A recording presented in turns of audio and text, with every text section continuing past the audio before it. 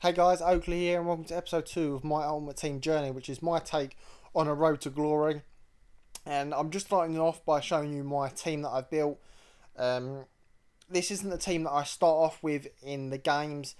I end up buying this team, and you'll see that I buy some of the players. I didn't record all the buyings, but this is the team that I end up with about halfway through this video. And I end up with, as you can see, a Korean squad, and I've filled it with basically pace players because I feel with any team you need pace, but particularly with bronzes, because a lot of bronze players, bronze teams, they'll fill their teams with pace. So if you don't have pace, you're going to get overrun. That's exactly why I've just gone with pace. Now you can see down the right hand side, I've got a 90 pace winger with a 94 pace right back, and those are just electric down the right hand side. And these two strikers are absolutely mint. I cannot highly recommend these enough. As you can see, that guy's played 24, scored 19, and this guy's played 24, scored 25 goals. These can absolutely Stankovic these from about 20, 30 yards out, and you'll see that I scored quite a few goals from outside the area with these guys because they are such a fun team to play with.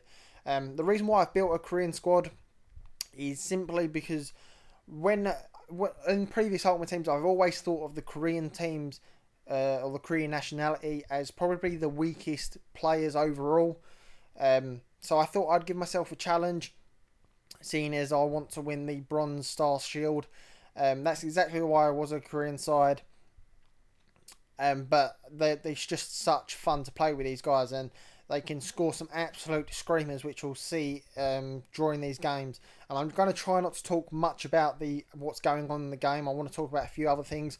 Firstly, I will say tips-wise for bronze squads, pace I think is key for the majority of teams you're ever going to build. But particularly with bronze players, you need pace because otherwise people just pace abuse you and you won't be able to keep up with them. You'll concede silly goals from just simply having slower players. What I find helps with playing as bronze players is cutbacks and also doing fake shots. If you can do fake shots and cutbacks, you'll give yourself a lot of space to get your shots off without being under pressure. And you'll see that a lot of players end up doing cutbacks and fake shots because it does get you into so much space rather than trying to run at the defence. And a lot of people will just keep on playing the way FIFA 11 is being played, where you either pace abuse over the top through balls or running down the wing. In this game, it really doesn't work. It's really much more about build up play, passing and moving, much more realistic how it is in the real world. But a lot of people still don't play like that. They still think they can run at the defence and get past. And that leads me on to my second thing about if you press the back button, you can obviously be the goalkeeper. My take on it is I really don't mind if people are the goalkeeper. The way I look at it is you can either be the goalkeeper and work at getting better at the goalkeeper, or you can actually just be basically an NE, if you like, and get better at tactical defending rather than just keep on letting the CPU defend for yourselves. Because if you're just being the goalkeeper all the time, you're not going to get better at tactical defending, and that's going to be better for you in the long run rather than just keep on using the CPU as your defence.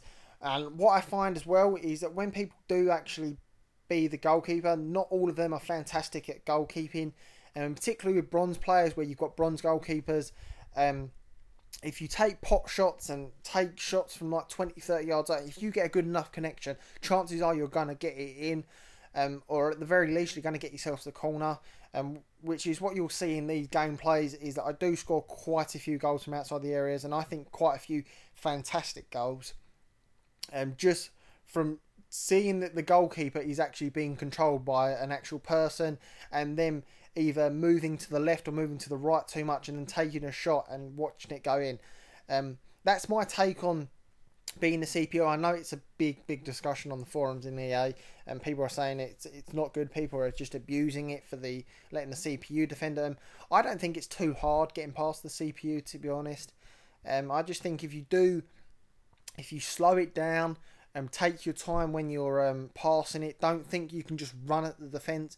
and wait for the gaps to open and then pounce and do that crucial through ball that will get you in. Because a lot of people aren't doing that. A lot of people are just thinking they can run at the defence and score, basically. And it's not FIFA 11. FIFA 12 is so much more different, so much more realistic. You have to pass and move. You have to do short passing. You can't just expect to run it from 20, 30 yards and score. And I score an absolute screamer there, top corner. And that's just from people that are not good at tactical defending. That's myself included. If you just take your time, don't run, use precision dribbling if you have to, and let them make the tackles, because they'll commit themselves and then you can just work your way around it. You'll see a lot of my goals are just being from me slowing the player right down, and just literally not running, not doing anything, and then waiting for the gaps to open and then shooting. I score another Stonkovic right there.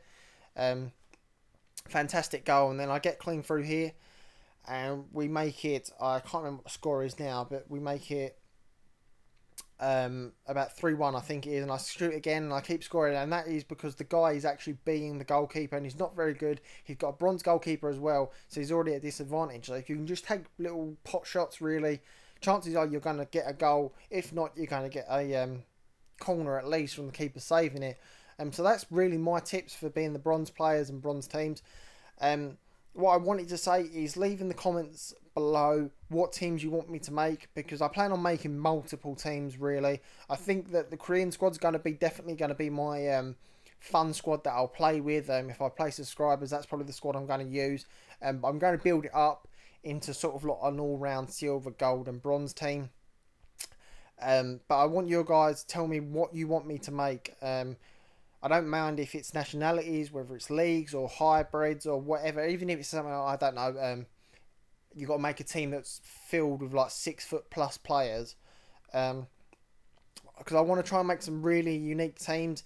And I plan on trying to get like completing all of the tournaments in this sort of style video, where I show you all my games up until I win it and how many attempts it takes to me. That's what I plan on doing with my Road to Glory. So if you've got any suggestions on teams you want me to make, drop a comment below and I will definitely be making them. Because next up, I'm probably going to do a silver tournament. I may do a gold tournament. So if you've got any silver teams, gold teams you want me to make, let me know and I will build up a team. And what I'll do is that I'll start off with a basic team.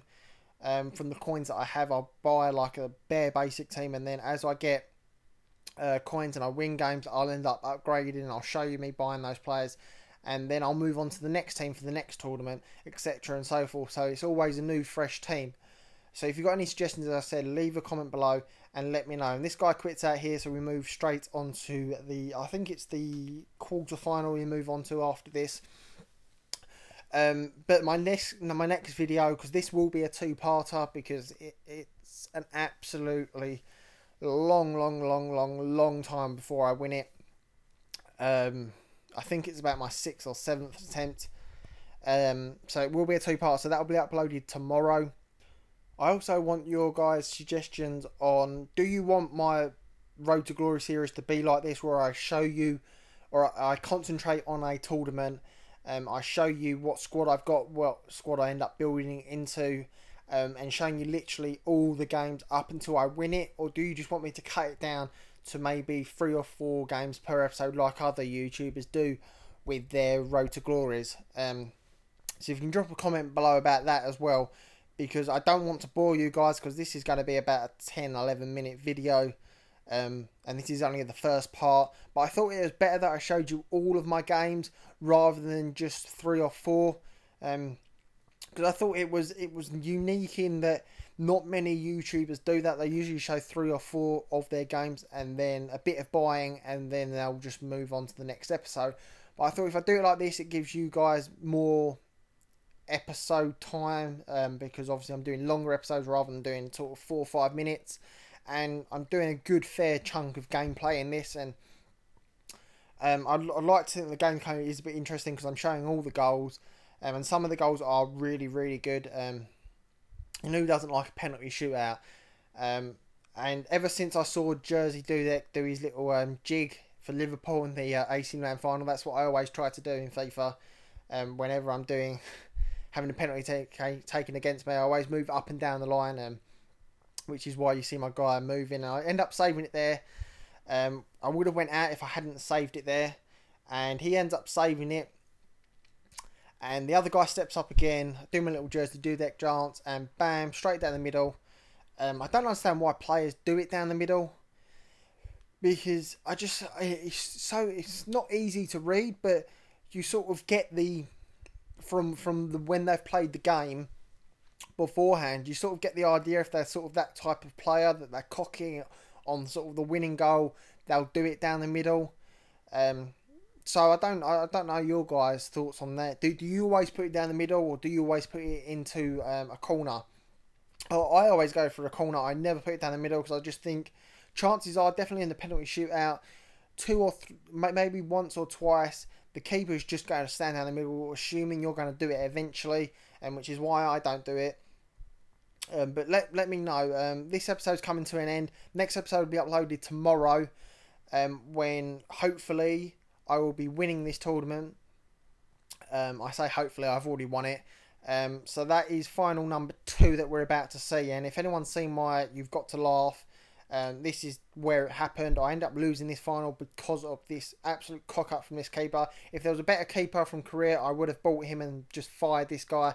But as always, comment, rate, subscribe. Catch you all in the next video.